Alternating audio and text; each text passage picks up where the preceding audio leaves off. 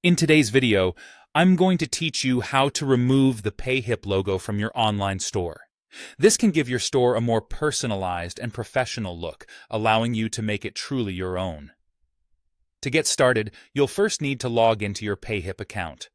Once you've logged in, the next step is to access the Store Builder. This is where you can customize various aspects of your online store. To find the Store Builder, head over to the Store section in the navigation menu and choose Launch Your Store Builder. Alternatively, you can reach it through the Account dropdown and select Store Builder. Now, with the Store Builder open, let's focus on the Footer section. This is usually where the Payhip logo appears, and it's essential for creating a clean and distinct appearance for your brand. So, click on the Footer section to open up more options for customization. Within the Footer section, you'll find an Advanced Settings option. Click on Advanced and then navigate to Format.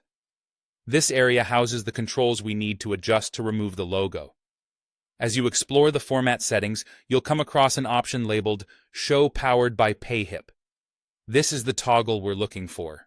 Currently, it likely shows Yes or Activated, which means the Payhip logo is visible at the bottom of your store pages. Our task here is to change this setting.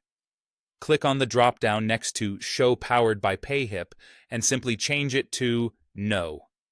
This action will effectively remove the logo from displaying on your site, decluttering the footer area and aiding a clean visual presentation.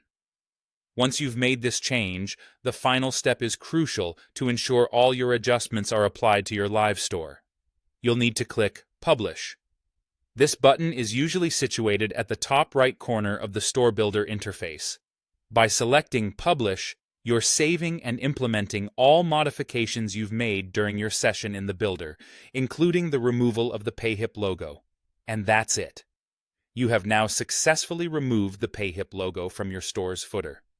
The process is quite simple and can make a big difference in how your store represents your brand. If you ever wish to undo this change or adjust other features, return to the Store Builder and play around with different settings.